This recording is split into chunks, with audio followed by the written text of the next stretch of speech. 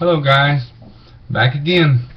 I want to give you I want to make this video about a story that I wrote back in approximately 2009. It's a short story, and it's titled "The Miracle at Stony Creek Bridge." Have you ever had a dream that when you woke up you thought, that was so real? Well, let me tell you about one of mine. It's about losing hope and finding it again. Stony Creek is a small town in West Virginia that hasn't grown much over the years, so everyone knows each other and is like one big family.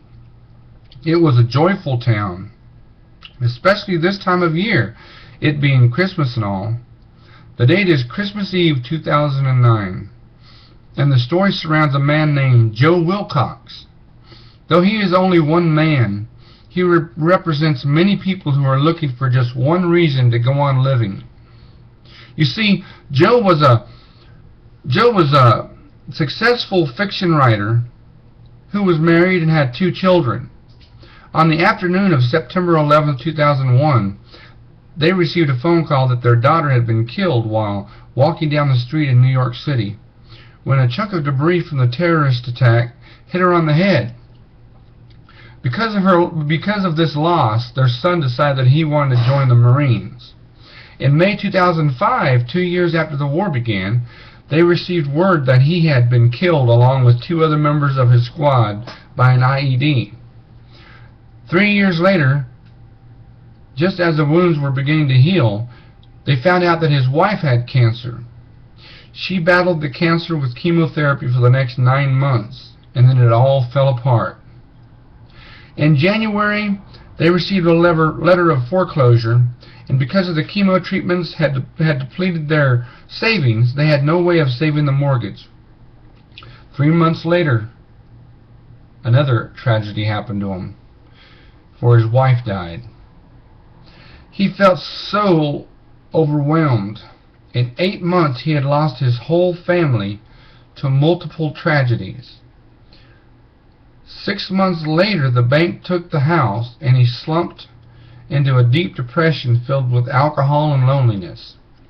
He had lost everything, and because of his depressive state, he could no longer find the words to write for his books. About a week ago, I thought of something that would help change his life forever. Let me explain. You see, there is a legend around here about lights that are seen in Stony Creek around the week of Christmas. The story dates back to 1949 when a local businessman named Harry Wendell and 12 other people died. In 1943, he began a charity walk in which, for everyone who finished, the businesses in town would donate money for the building of a new orphanage. For the next 6 years, they banked the donations, and he was quoted saying, "My hope is to break ground before my 40th birthday," which would be the following year on December 30th, 1950. After that year's event, they would have had all the money needed, but during the event, disaster struck. As the people were crossing Stony Creek Bridge, it suddenly collapsed, and Harry Wendell, along with 12 others, drowned in the icy waters. One night last week, while crossing the new bridge, I saw the lights in the water, and it gave me an idea, which brings us back to the present. This morning I began going around to each member of this town's population to invite them to join me at the bridge this evening to help Joe Wilcox. As 8 p.m. slowly came around, people began showing up, and by the time I arrived with Joe in tow, almost the whole town was there. I began speaking. "Hello, my friends. I thank you all for coming. As you know, Joe Wilcox has been having a real rough time of it these last 8 years. He has been so depressed that at times I feared that thoughts of suicide had crossed his mind. A few nights ago I was standing right here when I had an idea. Joe, come here. You all know this legend around town about this bridge. Each year, a week before Christmas, 13 lights appear in the water, supposedly for the 13 people who died here. Then on Christmas Eve, they appear again, because that was the date of the groundbreaking for the Harry Wendell orphanage a year later.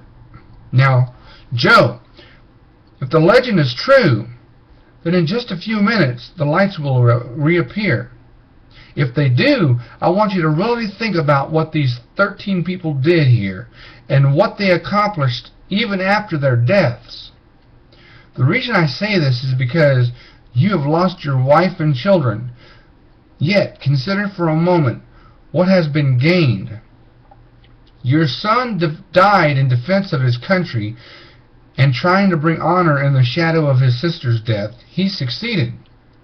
Your wife died showing such courage and grace in the shadow of losing both of her children and discovering she had cancer.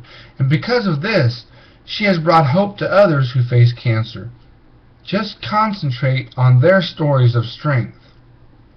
At that moment, everyone's eyes were drawn to the river as 13 lights appeared. Not a word was spoken. It was as if time stood still for the next 10 minutes. Then something incredible, yet unexpected, suddenly happened.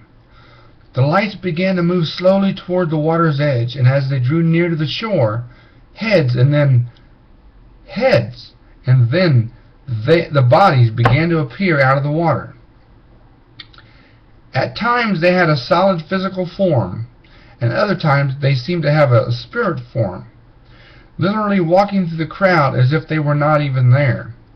As they drew near, I could see all 13 individuals. Then without a warning, they all stopped. The first one, he was standing in front of Joe. He reached out his hand to Joe and introduced himself. "Hi, my name is Harry Wendell. How are you enjoying yourself tonight?" With a half-frightened grin, Joe said, "All right, I guess." Harry continued, "We have been doing this for the past 6 years, and after tonight, we will have enough for the orphanage." Joe looked at Harry and said, "I need to tell you something. The year right now is 2009, and in 1949, the 13 of you died in an accident on this bridge." "Well, that explains why it felt like we were doing the same walk over and over, but never seemed to get past the bridge," exclaimed Harry. Then with a sad and weary expression, he said, "So that means that my goal was never realized." Then with a friendly smile, Joe said, "No, it doesn't. In fact, as a memorial, ground was broken 1 year later on Christmas Eve, and they named the orphanage after you. So you did get it in by your 40th birthday." With a curious glance, Harry said, "You know about that? Actually, I also said in a rhetorical fashion that I would continue this event even if I lived to be 99 years old."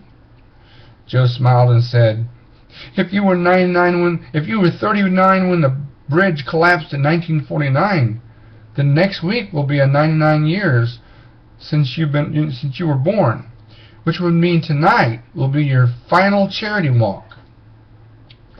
Harry looked around excitedly and said, "During the past 60 years, we were never able to pass more than 3/4 of the way across this bridge, but tonight we can finally finish that last walk.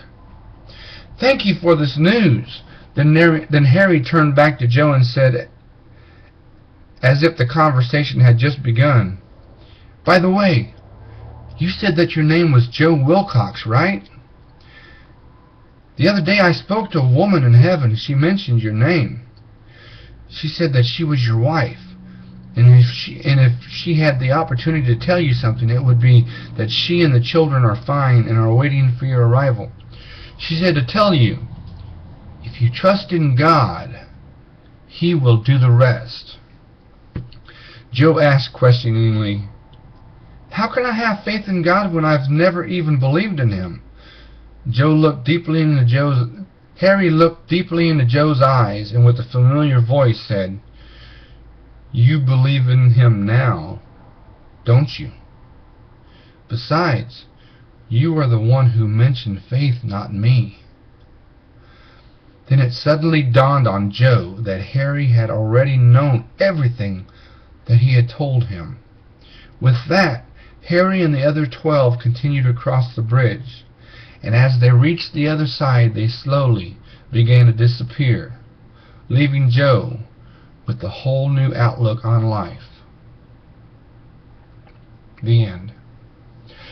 I hope you enjoyed the story, and I'll see you next time.